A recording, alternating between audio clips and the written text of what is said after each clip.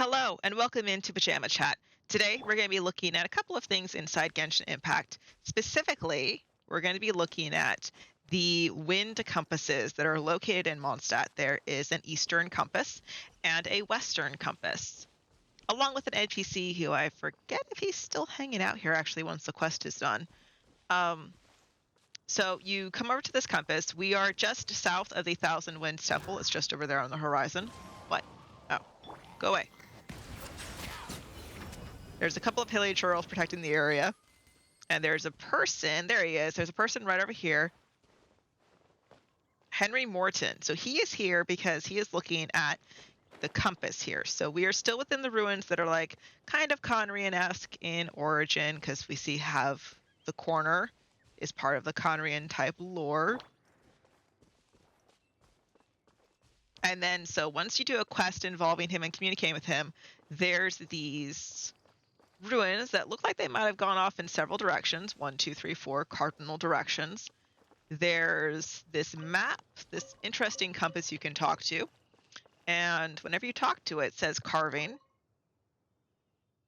Seeds of stories brought by the wind and cultivated by time.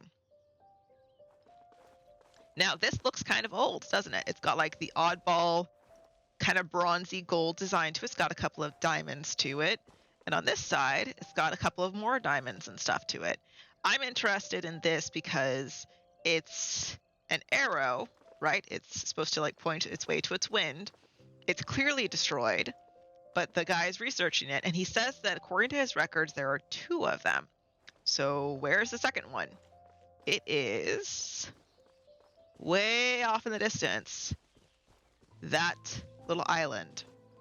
Now, according to what we understand from Mondstadt, they can't see that. Like there's fog or something on that island that makes it so they are unable to reach that island. Which to me is just odd, but okay.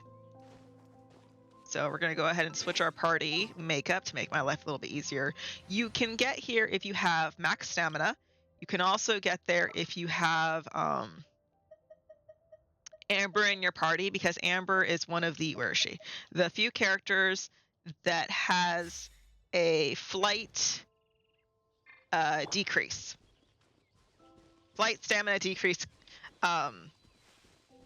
passive ability. So I think it's like 20 or 15% less increase of stamina. So what we're going to do is we're going to get all the way over there. So the best way to fly over there is to fly from the highest point we can find. So this is the Thousand Winds Temple, so we're going to go around it. And hopefully not annoy the ruin guard that's inside of there. So we can maybe launch from right here, but this is still not quite high enough. We're still going to end up in the water if we come from here. So we're going to go as high as we can. Doody-doody-doo. This is a small little quest you can do to talk to this guy.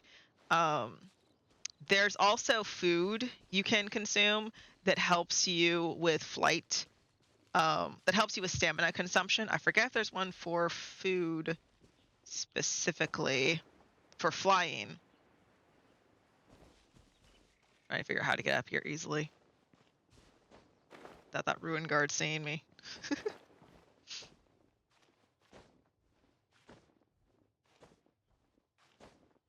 Oh. I should have looked up before I climbed, huh? Whoop, whoop, whoop, don't fall. Okay. So there's a couple more ruins just along there. We don't really care about them too much. This is Star Snatch Cliff. So it's the highest area just north of Wolvendom. Not the Wolvendom, sorry, I was just there. Thousand Winds Temple, there we go. So our goal is to get to the highest point. If you are familiar with exploring the area, you know that there's a pair of lovers, man and a woman, that hang out here at nighttime, along with one of the, I believe it's the woman's bodyguards, because their families don't like each other, don't want them to get together. So they hang out and they sit right here. If you come here, I believe it's during nighttime, they're here. So we are right above the starting area. So down right there below me is the beach that the starting area puts you into whenever you load up the game. So if you have Kaya, you actually can start from that teleport down there swim out to those rocks with very, very little stamina, because Kaya can build an ice bridge. So what we are going to do, though, is we're going to fly. So we have Amber in our party to help decrease our flying stamina consumption. I have a little gadget, which is the wind fan, which helps it so I fly faster. So this won't be as boring to watch. And then we are going to fly with Diluc or any other tall male character because they are able to cover ground faster. So Child, Nouvelette, Diluc, Kaya, because he's a freebie. Any of those tall male characters will work perfectly fine. Tall women characters such as Jean will work perfectly fine too. Candace, she was recently available for free. Those will also work perfectly fine. They cannot go quite as far as the guys do, and I think if I remember correctly, I want to say one of the tallest guys is Child. I think Nouvelette's shorter than him. So that's something that you can always do to travel over here. I remember when I was first doing this quest, I specifically built a land bridge. My friend and I affectionately have named this island Crab Island because it was one of the only places in 1.0 where you could go to get crabs, and crabs are important because they make a very good food early on in the game. So if you are at the beginning of the game and you are struggling with food and stuff, get some crab food. Now, whenever you approach here, there are a couple of ruin guards that are alive. I believe there's one or two that are dead. But there is a Eye of the Storm. There's only a couple of these animals, creatures that exist within the game. They're elemental being. This guy, Eye of the Storm. There's a couple of these that exist. This is one of the areas where one exists as part of the quest. So you will run around the pillars and stuff of the building, restoring like the wind to the compass here. Oops, my alarm, sorry. And once you do that, it will summon an Eye of the Wind here in the center. Ta-da! Now we don't really know what else this is for other than we assume it's the Time God Island, the Time God's Island, because there's Conria type ruins. So that superimposes that this is part of the Conria ruins. Again, this compass has been broken just like the other one. There's some neat little arches and stuff that go back there. There's a treasure chest down below if you climb down. So what does this carving say? Stories brought on the wind will bloom into legends in due time. So this one says something a little bit different. But yeah, right here, maybe this will someday be something else besides just like a one-time small little quest thing. But you can see it's elementally reactive because that's what happened. You restore it and then the Eye of the Storm appears. If you cannot climb because you're lacking stamina, there are these little fairies that will help boost your flying capabilities as you go. There is also mysteriously a little campsite over here. So there's my crab. There's a boat for someone that's shipwrecked here, a shovel, and then a little campsite and stuff is hanging out here for you to hang out with. So someone was shipwrecked here at some point in time. So as we walk around, I believe this ruin guard is one of the ones that's alive. Yes, he is. Okay. Why is his arm in the stone? That's interesting.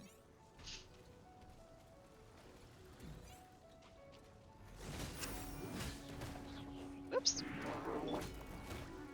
Rude.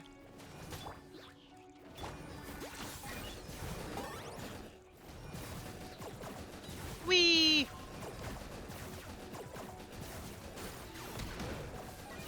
This is very weird whenever you don't have your audio on, let me just say.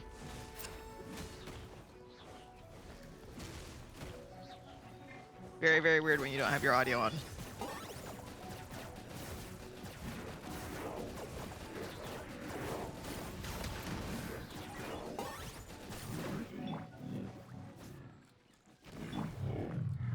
Thank you. I'll take your pieces. Okay, so there's one on this side of the island. I believe there's one farther this way as well. There are some that are just like buried in the water. Yep. So this is evidence of like another Conrian age. I assumed that these were Conria age ruins at the beginning, but I've started in my as the game has expanded, I've started to assume that these are more Paimon type ruins. Specifically, this was one whenever the Four Realms existed, because this knot, this Celtic knot, I believe is what it's called, has 4 points to it. Whereas when we look at Paimon's belly, Paimon has 3 knots on her belly. So Paimon, interestingly, is theorized to be the time god because her location of being fished up is just off of this island as part of the mainland proper, which you can barely see. I don't know if that's just the weather right now or just the game telling us that like this is basically a hidden island. But Paimon is fished up off the coast of this island by the main character, and that's our theory, is that Paimon is either the time god or something else, and she probably is from the era when it was just 3 realms, not 4 realms. So we're pretty certain that there's 4 realms as we've expanded in story and whatnot. There's a couple of more stuff hanging out around here. I believe this one's alive too. Nope, that one's not. But yeah, it's a fun little area to go and explore too. It's one of the few areas that like you see off the edge of the map that you actually can gain access to, which is always fun. That blue light in the distance, by the way, that is the quote-unquote lighthouse of Inazuma. That is the fox tree glowing far in the distance. Interesting you can't see Dragonspine, because it would be right about in that area. Yeah. So yeah, this is a fun little area to hang out in. Again, I call it Crab Island because it's got, I think, 6 or 7 crabs on it, which is fantastic whenever you need them for your food early on in the game. You can see that there is a pathway that led to it at some point, and then stairs. And then you can see that there's ruins and stuff that come out here. So you can see that there's a structure underneath the water here, but this is early on in the game where we cannot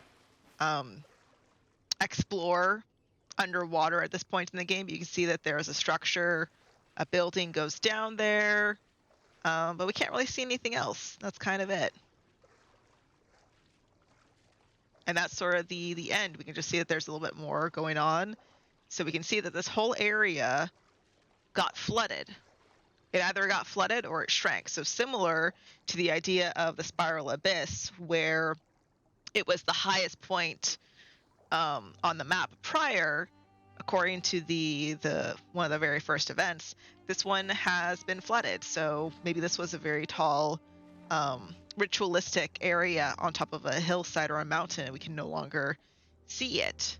So, but yeah, you can see that there's stuff deep underwater there.